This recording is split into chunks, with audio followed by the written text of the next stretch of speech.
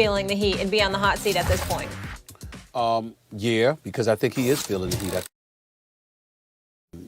Basketball operations, Danny Ainge has been making the rounds locally, talking about the team. He tried not to point the finger at Brad Stevens, but he did highlight that he believes that this team is talented enough, that they're about winning, that the situation right now is unacceptable. He expected better from them. He believes he's got a roster that mandates they should be better than how they have looked.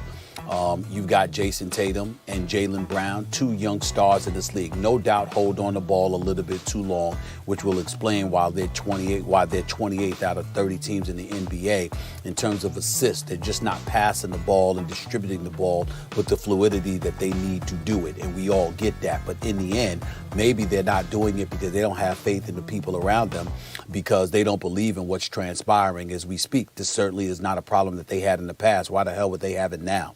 They're having it now because they don't believe in the people around them, or they don't believe in the system that Brad Stevens has implemented. And Brad Stevens, I think he's a damn good coach. He knows his X's and O's. I thought it was a tremendous hire on Danny Ainge's part years ago to grab him from the University of Butler, where he took them, a small school, to back-to-back national title game appearances.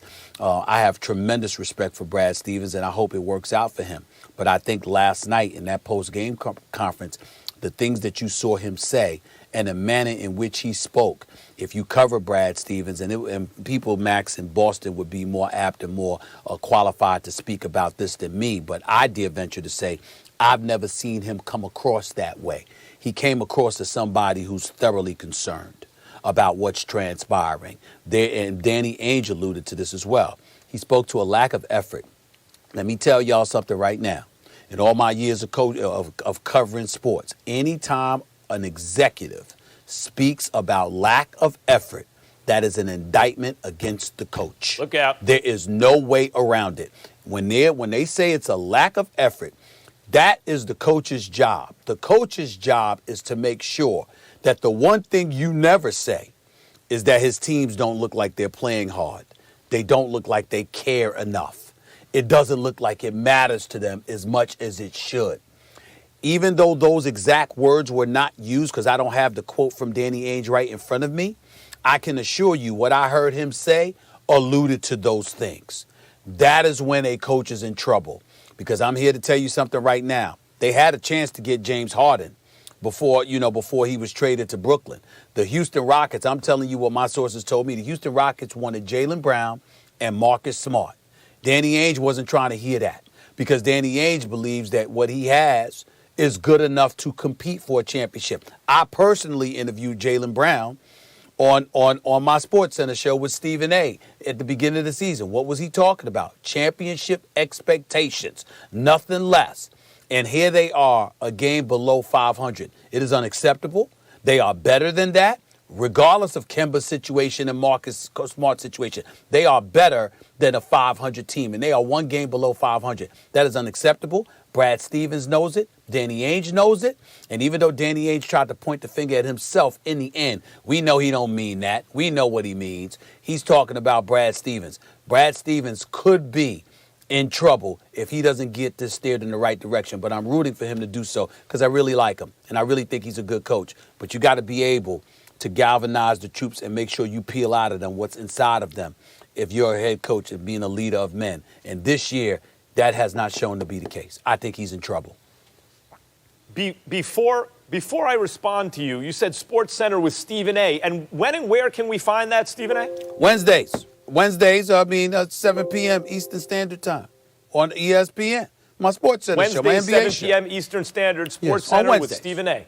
Yeah. Right, just Not wanted Stephen to make A's sure world. in case someone was wondering. Not Stephen A's World, Monday, Tuesday, Thursday, and Fridays on ESPN Plus. Plus. Yeah. SportsCenter with Stephen A. on Wednesdays on ESPN, yes. Most Wednesdays. Gotcha. There you go. The question is, should Brad Stevens be on the hot seat? I agree with your analysis that's exactly right. Nail on the head. You hear the GM start talking about effort, that's already a problem for the coach. The water's starting to get hot, if not boiling. I'm not saying whether or not he is. I'm saying should Brad Stevens be on the hot seat? No, he shouldn't be on the hot seat. This is much more on Danny Ainge than Brad Stevens. Danny Ainge has not been able to get this team over the hump. He's had plenty of talent. He's very good at collecting talent. and putting together a winning situation. He has not been very good at getting them over the top to win a championship. And he's had chances. It's one time that they got a big three together in the absence of any other big three in the league, and they won one. That's it. Otherwise, and I think Danny Ainge is an excellent executive, but there are levels. And this is much more on him. Stephen A., just what I said about the Lakers applies to the Celtics here. No AD, but also no Schroeder, right? Your team needs someone, usually in the backcourt, who can go get their own shot when they need to. They can just create. They can create for others. They can create for themselves, get you into the offense. And who's missing on the Celtics right now? Kemba Walker's got a jacked up knee. He has not been the same. Like a couple of games here and there, he showed flashes. This ain't Kemba Walker. And Marcus Smart literally isn't on the floor. And Marcus Smart is interesting because you don't think of him as like the classic point guard and creative offensively and everything. But he is a point guard, right? Like that is a position he plays on the court. And when you talk about effort and diving for loose balls, that's also Marcus Smart. So you really don't have the heart and soul of your team right now, and you also don't have one of your three best offensive players in Kemba, and you don't have either of your best two ball handlers, creators. Now, so when you talk about Brad Stevens, should people look at him and be critical? Of course. Everyone's always evaluated, Brad Stevens included. Do I think that they run too many ISOs? Yes, I do. I know they have players who can go get theirs, but I think it's too many ISO sets. Do I think they could start Time Lord, right, at the 5 and play him 30-plus minutes as the starting 5? I like Tice, but yes, I do. I think he can do things better, in my opinion. And probably some of the things I think are wrong, too, right? There's always second-guessing and evaluation. But I can't pin this team right now on the guy who's trying to coach them without his backcourt. I got to look at the GM. I got to look at the GM and roster construction, which, as you said, he thought they could compete. There's a difference. In the NBA, Stephen A., if you want to win a championship, if you're thinking this team can compete, you don't have a chance. You need overwhelming offensive firepower. And if Kemba's not right, the Celtics don't have anything close to that. Max Kellerman, I respectfully, let me explain to you why I think you're totally wrong on this. We're not having a conversation about Brad Stevens and his level of competence. The man has won 56% of his games. This is his 8th season in Boston. He's won 56% of his games. He's been to the playoffs the last 6-7 years. They've gone to the conference finals 3 of the last 4 years, including last year. Brad Stevens can coach. That's not the issue here. The issue is that do you get to a point where the same voice no longer affects you positively? If Brad Stevens lost his job today as head coach of the Boston Celtics, Brad Stevens should be one of the people at the top of the list for a new coaching job on the NBA or the collegiate level. He's that good. And so this is not about that. This is about the fact that you do get to a point where there's a new voice needs to be heard. In an extreme manner, Max, there came a point in time where Dallas needed to move beyond Tom Landry. There came a point in time where the Miami Dolphins needed to move beyond Don Shula. There's going to come a point in time where San Antonio might want to move beyond Greg Popovich. Can't see that anytime soon, but it's possible. Larry Brown had that day.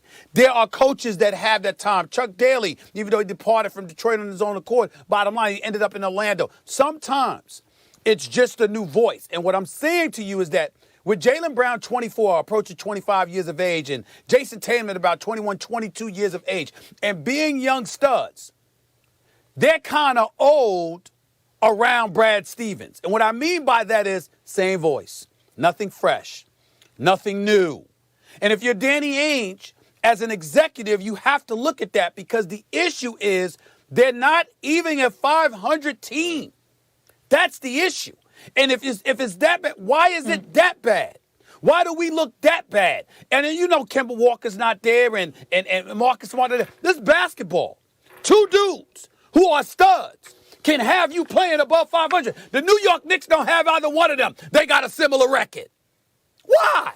Because Thibodeau is a fresh voice that they needed, and they surrounded him with the right culture, and as a result, that's what you're looking at right now. I'm not saying I'm not bragging. I'm being serious. I'm not bragging about the Knicks. There's nothing to brag about yet. But it's a culture change. And sometimes you got to take into consideration the culture change is what we're talking about rather than the competence of the coach. Even That's there, you all got I'm it saying. on that one. You got the same record as the Knicks. It's a problem. You got the same record as the Knicks. That's a problem. I'm just looking at Ainge and you're looking at Stevens. But, the same record as the Knicks. P.U. Yeah. No excuse for that with Tatum I and think they Brown. need Kemba to be Kemba. No excuse. All right, they allowed That's the 23 coach. threes last night. That's the most in a game in franchise history. Let's go, fellas.